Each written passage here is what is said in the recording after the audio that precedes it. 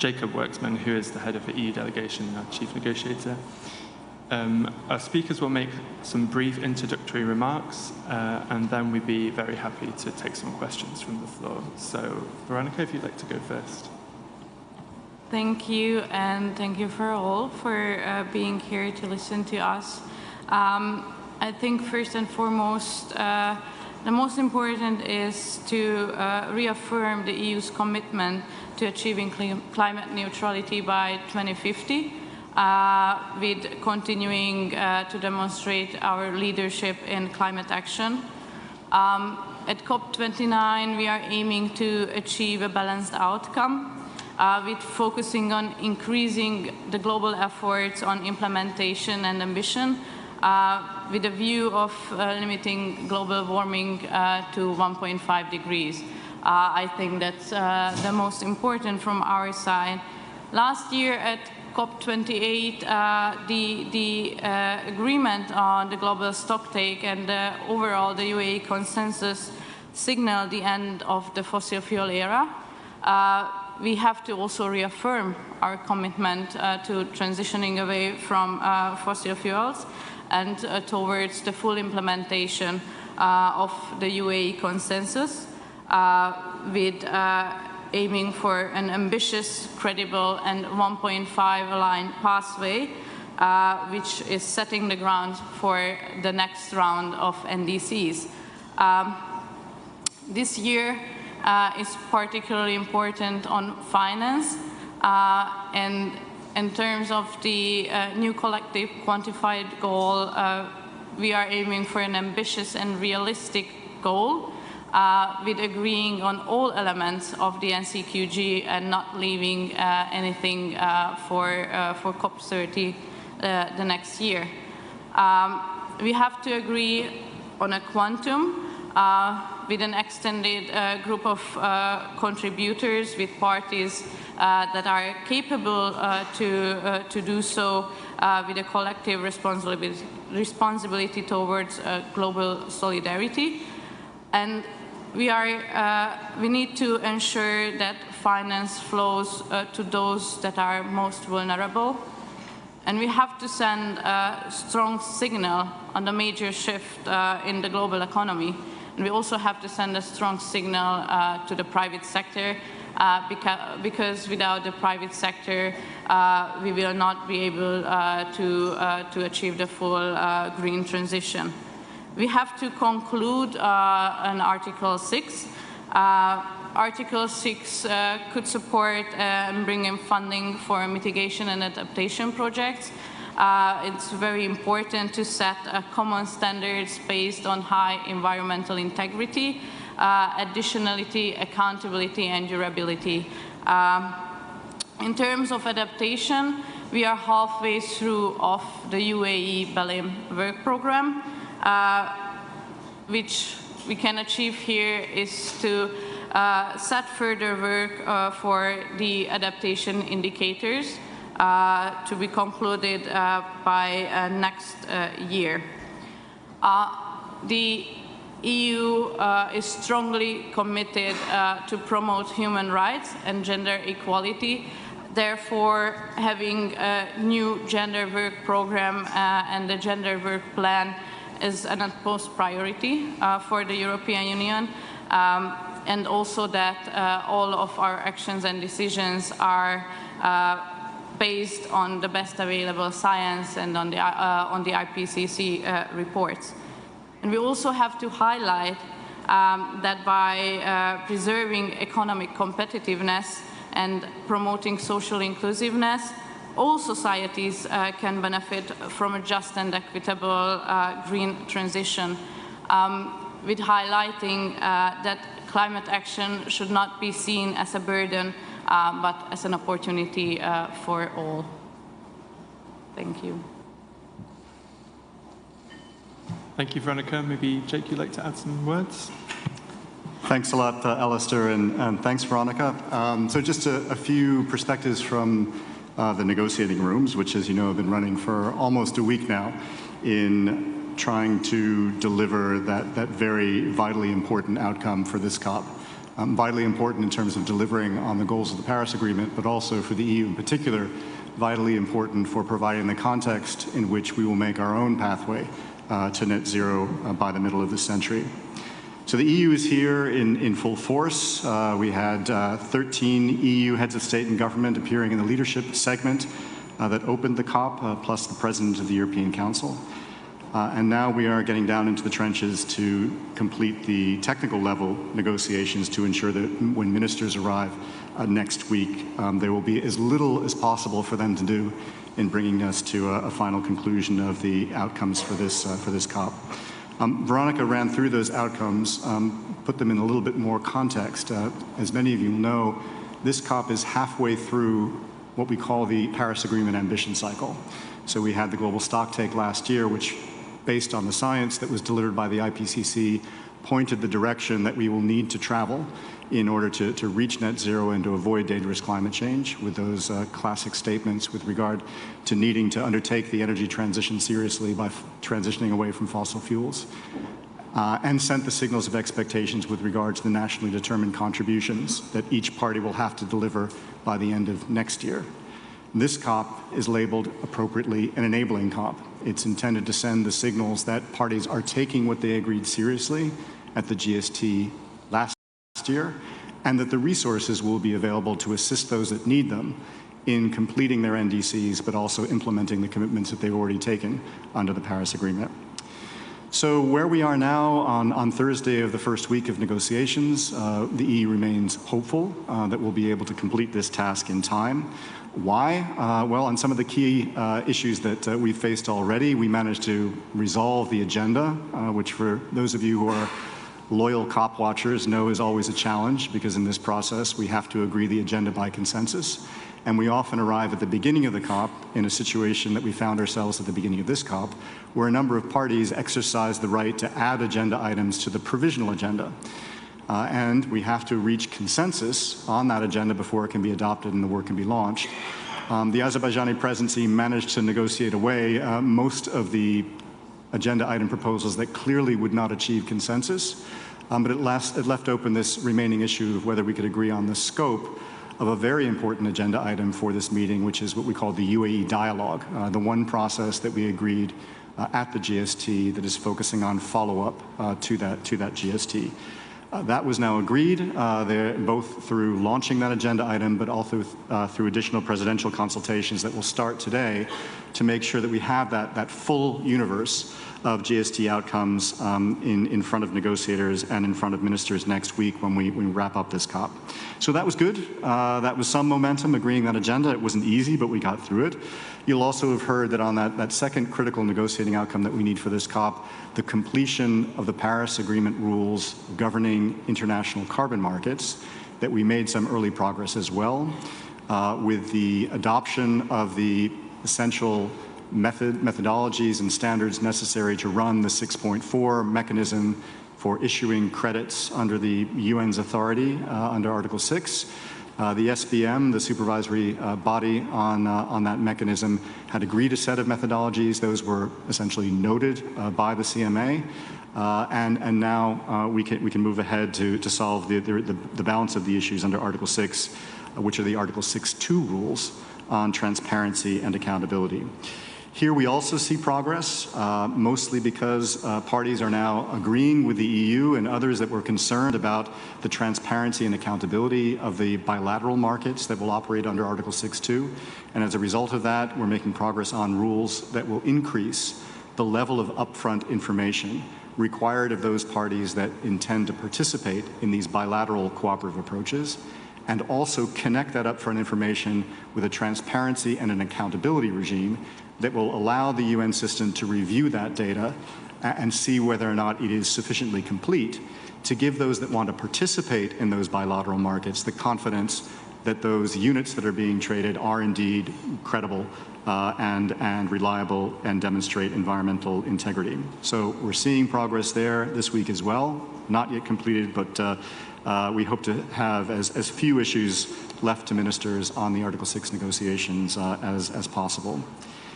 The big outcome, which I know that you're all following closely, is, of course, the delivery of that goal that Veronica referred to, the new collective quantified goal that will indicate in quantitative terms what it is that developed countries and other parties are prepared to contribute in the form of climate finance, both from public sources, but also by mobilizing and catalyzing those essential private sector forces that are necessary to deliver the amount of resources that parties will need in order to implement their NDCs. Here, if you hear the sounds and you've been following the voices in the negotiating rooms, you can tell that parties are still very significantly far apart on the key elements of the design of the NCQG that Veronica laid out.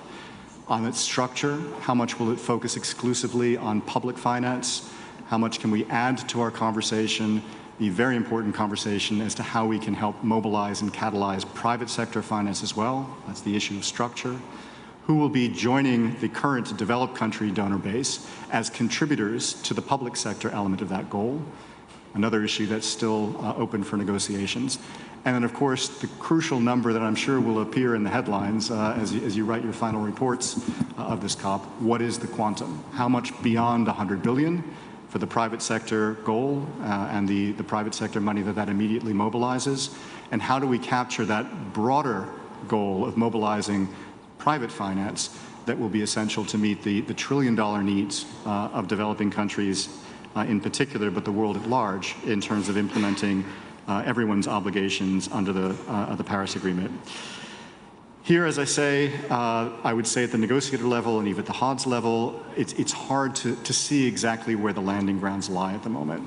What we are hoping for is the kind of spirit of compromise that emerged in the pre-COP held in Baku several weeks ago, where we had ministers present, where we think that there was a firmer grasp of what it is that developed countries as contributors and other contributors can provide in terms of their capabilities of mobilizing public sector finance, and the inevitable need to turn to the private sector to mobilize much larger amounts of money through the real economy, that those realities were much more present in the minds of ministers than they seem to be in the minds of negotiators. So we are hoping that that spirit of the pre-COP from Baku will return when ministers themselves return next week to help us to find the way forward in closing this very significant gap that we still have at the technical level in negotiations. In the corridors, I think that you can hear messages that will help us moving in that direction. So you will have heard announcements, for example, from China about the scale that they have calculated in terms of the South-South bilateral cooperation that they've been providing over recent years. A similar announcement was provided by the UAE.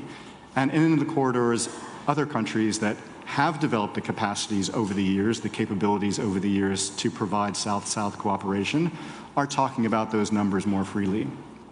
There was also a report, I think it was yesterday or the day before, from the multilateral development banks, the entire community of multilateral development banks, so this isn't just the World Bank, but it's also the regional development banks and the newer development banks, those that were essentially designed and put in place by the emerging economies like China, Brazil, South Africa, India, and others, the Asian International Investment Bank, and the New Development Bank. They also contributed to this report of the multilateral development banks.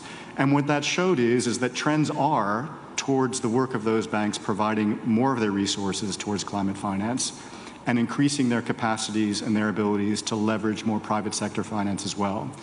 So that's another message in the corridors that I think will help create more of a boundary based on real-world experience about what a reasonable landing ground in terms of the quantum and the sources of climate finance over the coming decades will come from.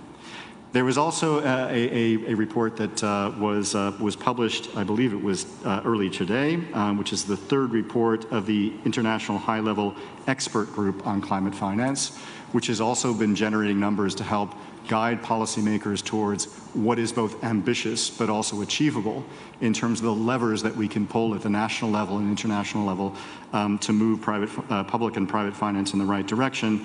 And again, we think that this will help to provide a little bit more of a framework in which the negotiators and critically the ministers that will be arriving next week can use to close the gap that currently exists between the negotiator level.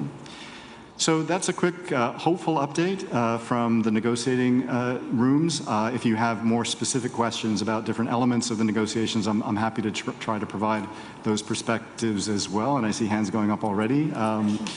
But we remain hopeful, hopeful not only because these issues have been with us for a long time, and I think each time we engage on it, our understanding of where the landing grounds deepens, but also because we believe the political guidance will be coming soon from the ministers as they arrive. Over to Alistair to help manage the high level of interest in more detail. Thanks. Thank you, Jake. Okay, so we can open the floor up for some questions. Can I just remind you to say your name and the outlet that you work for, and please speak into the microphone that will be provided. Maybe let's start here at the front, the lady in blue, and the man just behind her. That would be great. Thank you very much. And then we'll see how we get on. My question, Vidya Mamedova, Azerbaijan television. My question to Mr. Jacob Waxman. We know that climate change is the global problem for whole world, but some European leaders don't participate in the COP29. So what's the reason, and why do European countries not show unity against climate change? Thank you very much. Thanks. We'll take the next question and then do a round. The gentleman just behind in the scarf. Thank you. This is Antonio Piemontese, Wired Italia. So how much do you rely on the private sector, and are you supporting, as the European Union, a position to tax like the wealth ones or fossil fuel companies to get climate finance? And second question, what do you think about the Azerbaijan presidency in its role? I think it's getting smarter than expected. What do you think? Thank you. Maybe we can take one more question, and then Jake and Veronica can give their responses. Maybe Lucas there, just behind you. Lucas Knigge for Table Media. So on NCQG, we've seen two versions of the text, one yesterday, one today. Both of them really expanded quite a lot. Do you think the COP presidency is doing enough on the climate finance goal regarding the text that is coming out, and how it's dealing with the parties now, especially after the comments of Aliyev also yesterday? How did that affect the negotiations towards France and the Netherlands? Thank you.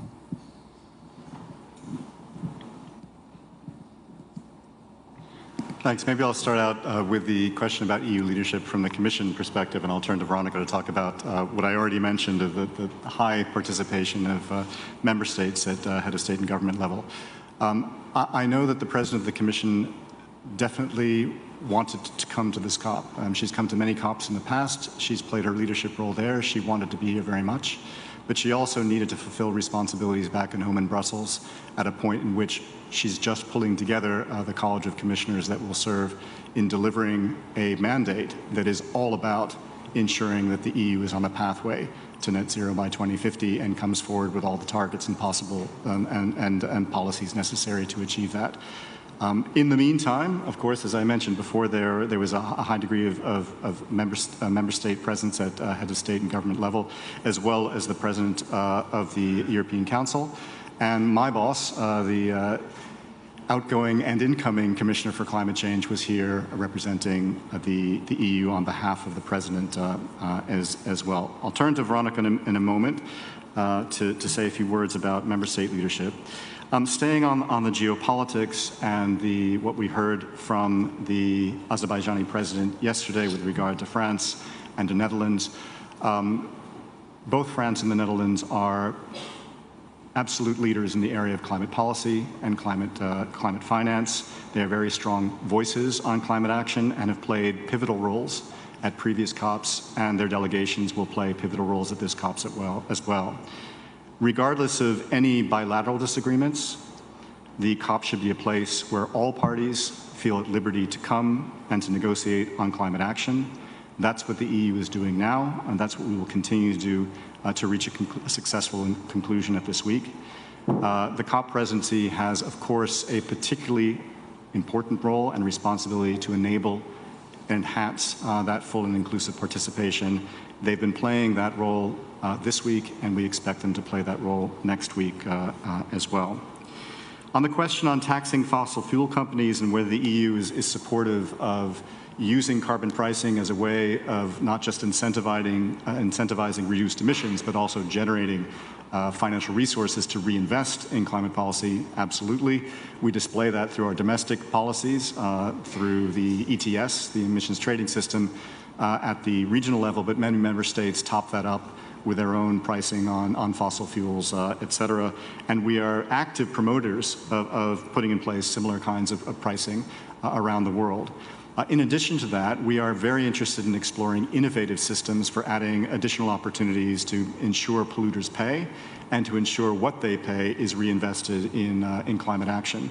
Examples of this would be our work through the ICAO, through the International Civil Aviation Organization, to implement fully and we hopefully effectively the CORSIA system, but also we're working through the International Maritime Organization to ensure that sector, which has been unregulated for quite some time, when it's operating internationally, also pays a fee.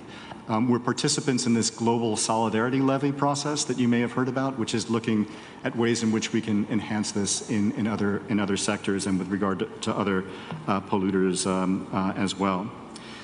The question on the NCQG and the texts and what they say about the state of play of the negotiations, we are very worried because there were literally more than a year of preparation in producing the text that was quite long, that came into the negotiations through the work of the co-facilitators at the outset of last week. And that work was rejected as a basis of negotiations, unfortunately, when the work actually started under the NCQG contact groups. We know that the co-facilitators have now been given a mandate to produce a new text. That was tabled today. And we understand that that has been accepted as a basis of negotiations, so there's a potential now to work forward. But it's still over 30 pages long.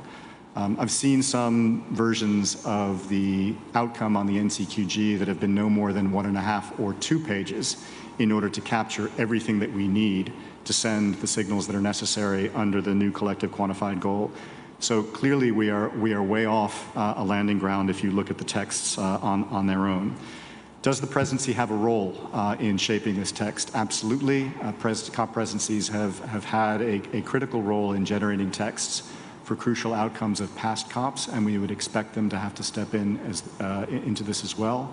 But usually, appropriately, and at this COP too, they need to let the negotiations take their course, to allow the technical level to exhaust all possibilities, and in doing so, signaling where the landing grounds might lie. Not through the text that they're working on, but certainly through the interventions that they're making, the way in which they're expressing their red lines, the way in which they're signaling flexibilities. And so I assume, and I have every confidence, that the Azerbaijani presidency is listening carefully in the room. And when the time comes where the pen will be handed over them to help them to produce a landing ground, I'm sure they'll be there for us, but it won't be until next week, I would expect. So with that, I'll turn back to Veronica. Thank you, Jake. And to just add briefly on the NCQG and the presidency's role in that. So throughout this year, the COP29 presidency actually organized a number of events to bring us heads of delegations together, also ministers together, to facilitate the discussions, to bring us closer to each other. And that the last event as such was the pre-COP a month ago, where we could see progress. As Jake mentioned, what we see now is a step back with the new text, because the text was managed to get down to a couple of pages now. Again, it's rather 30 pages, and experts are working on that until very late at night, also to support the process to arrive at the end of this week to a text that can be presented to ministers, because of course ministers have to focus on those elements and on those decisions that are requiring that level in the hierarchy and that level of authority in that sense.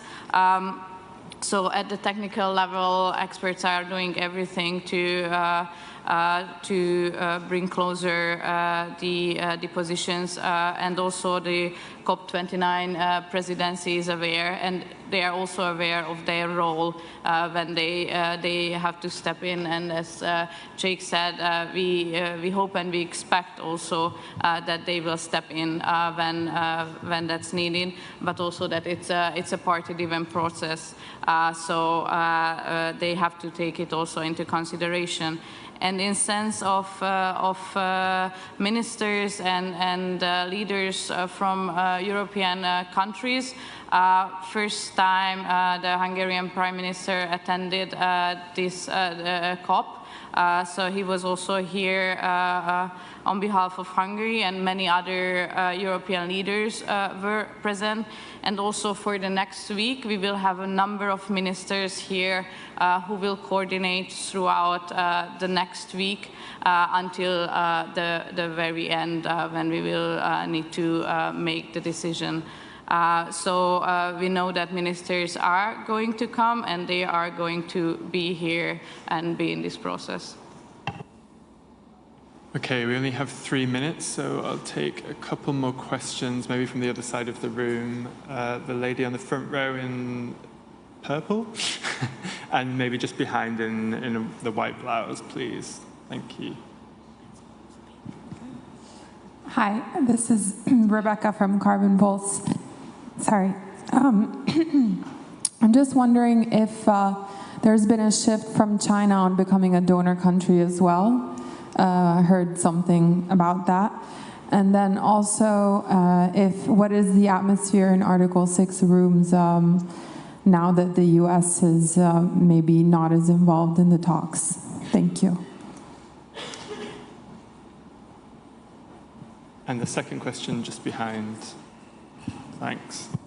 Thank you, Kate Abnett from Reuters. Are there any issues that could get wrapped up this week? In particular, is there any hope that Article 6 could get finished before the SPs close? Thanks. Okay, do you want to tackle this? Maybe one more. Okay, you were first, the gentleman on the left-hand side here. Thank you. Yeah, one issue on the NCQG that I don't think I heard you mention was, Jake Fiddle with Christ. One issue on the NCQG is the idea of numerical set-asides for adaptation and loss and damage. I'm wondering if you can characterize the European position on that and your level of openness to quantitative thresholds on those thematic areas.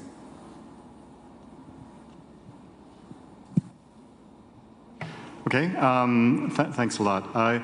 China as a donor country, best to ask China. I mean, I think they, as I said before, they had made this announcement that described what they think that their South-South flows amount to in climate finance over the past 5 or 6 years or so. An impressive number, not one that is subject to the kind of transparency and accounting methodologies that the current donor base goes through the OECD and otherwise, so it's kind of difficult for us to assess those numbers, but we're very pleased that China is putting itself into that space once again and saying that they're willing to undertake South-South cooperation. Whether that then leads them to signal that they're willing to participate in the NCQG, we'll have to wait and see.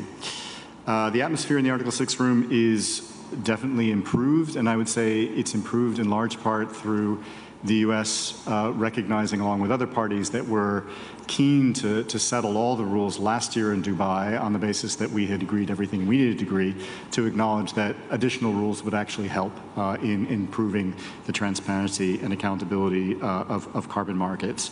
My perception is that they continue to play that role in the room now in helping to broker compromises and providing their expertise on both carbon markets but also on legal drafting, and the mood remains very, very constructive. Will that mean that we wrap it up this week? It's been my experience that as long as there is a little bit more time to negotiate on something that's that complicated, we'll take it. So I don't think that we will completely close every issue this week, but I think that we will have developed a momentum that will ensure that we wrap it up, certainly in the early part of next week. On adaptation sub-goals, the EU does not support including adaptation sub-goals within the NCQG.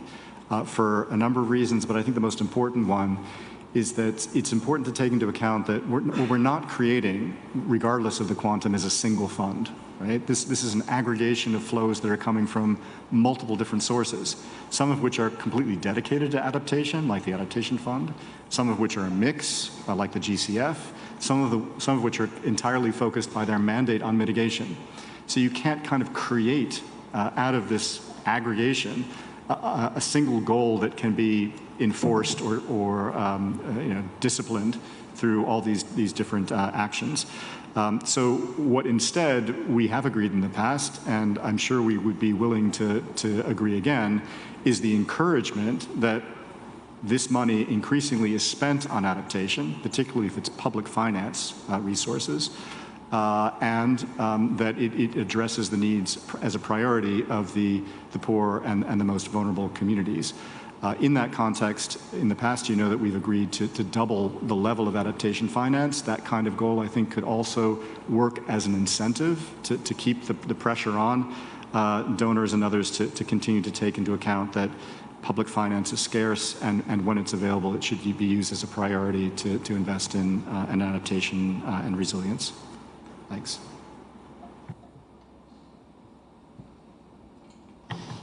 Looking at the time, I think we've run out. So thank you all very much. Sorry. Sorry, Veronica would like to make some further remarks. Yes, not on substance, but I just wanted to thank you for your work, because I know that this process is very hard to follow from the outside. It's a very complex process with many things going on at the same time. Therefore, you being here, I think it's very important to inform your communities, your readers, about what's happening here in the biggest UN event, basically. So it's a very hard work, and thanks for your efforts in that from our side. Thanks, Veronica. So we'll wrap up there. Thank you very much for coming, and keep an eye on the agenda. We'll be holding more press conferences next week.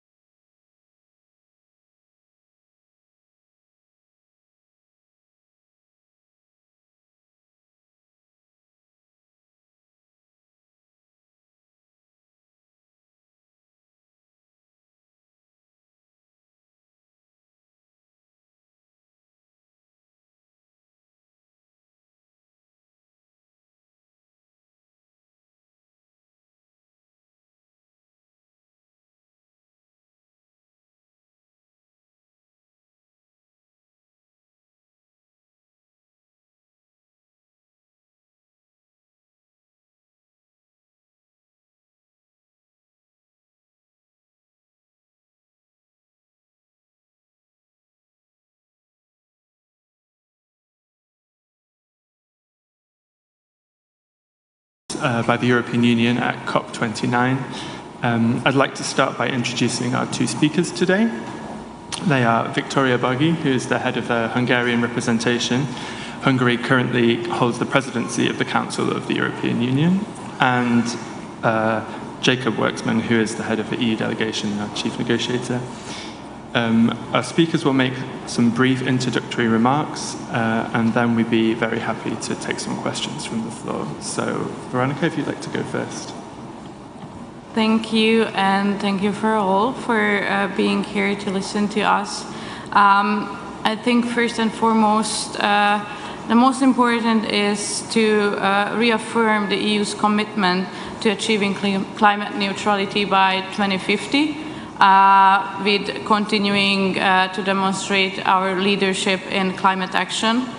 At COP29, we are aiming to achieve a balanced outcome, with focusing on increasing the global efforts on implementation and ambition, with a view of limiting global warming to 1.5 degrees.